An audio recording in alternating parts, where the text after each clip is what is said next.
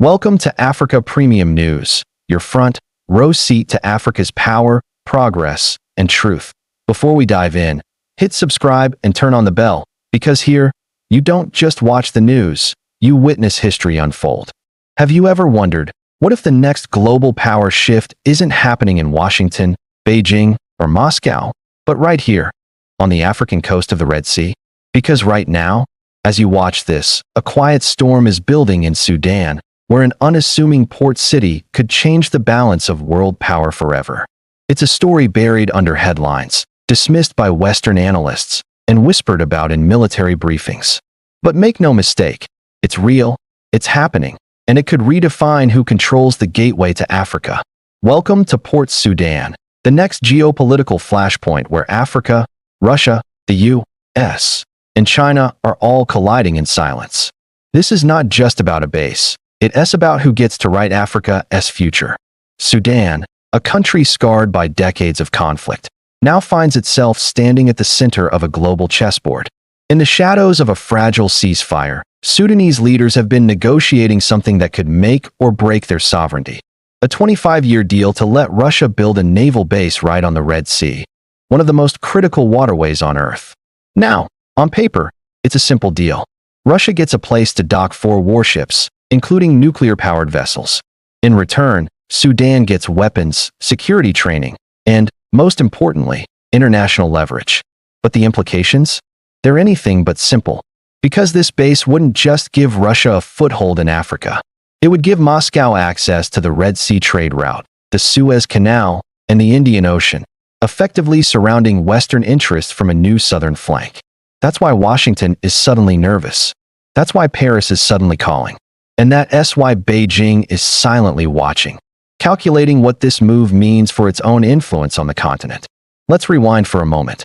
In 2017, Russia and Sudan signed a draft agreement for a naval logistics base at Port Sudan.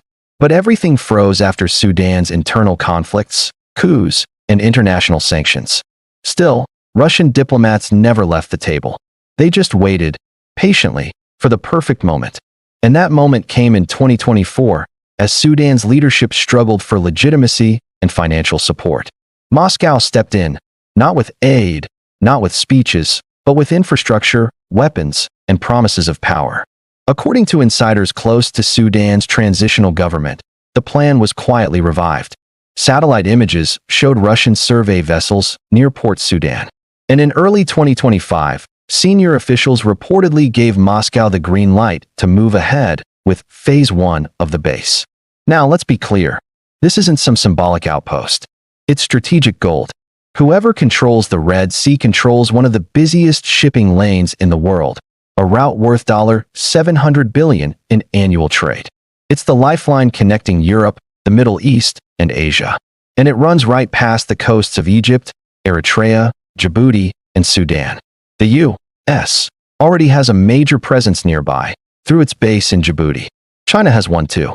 France, Japan, and Saudi Arabia all maintain military facilities in the same corridor. So Russia's move? It's not just another military expansion. It's Moscow planting its flag in a zone where superpowers literally stare at each other across the water. But what's in it for Sudan? Why risk Western backlash?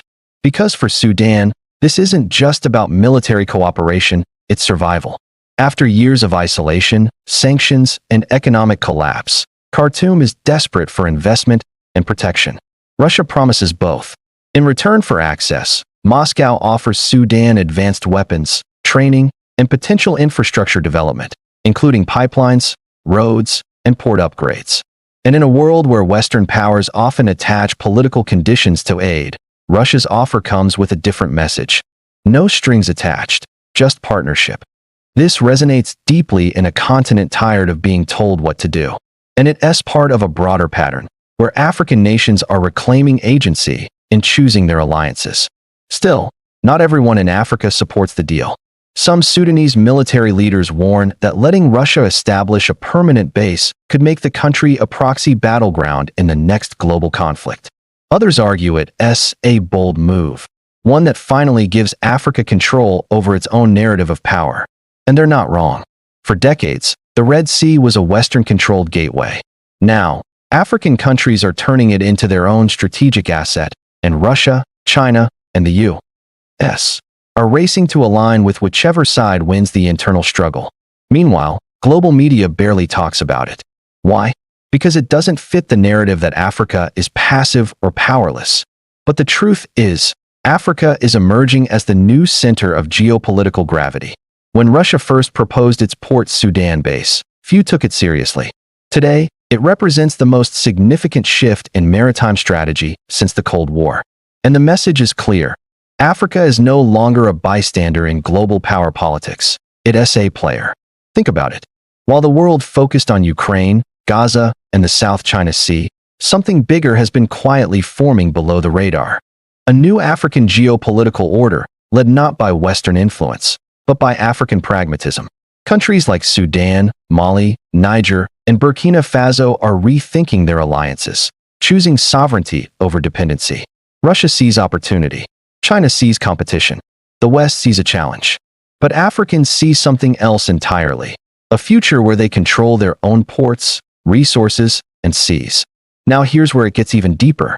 If the Russian base becomes fully operational, it could spark a chain reaction. Egypt and Saudi Arabia might expand their presence.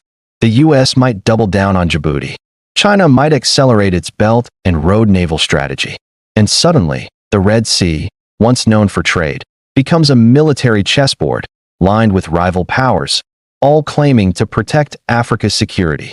But in reality, they're protecting access to oil, gas, gold, and the continent's new digital trade routes.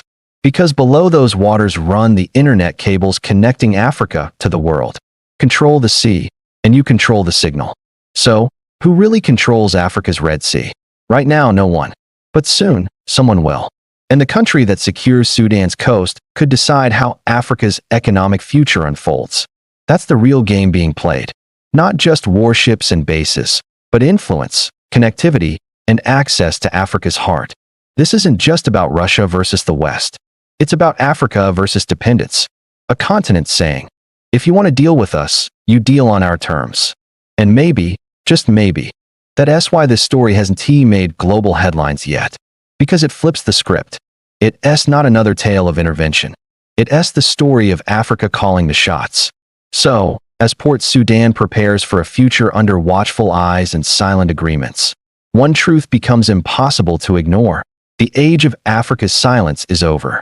This is the dawn of a new power age, one built not on foreign dominance, but on African choice. Because in the end, it's not about who builds the base. It's about who owns the future it protects. This is African Premium News, where Africa speaks for itself. Don't miss a story that matters. Click subscribe, ring that bell, and stay ahead of the headlines. Africa's future starts right here.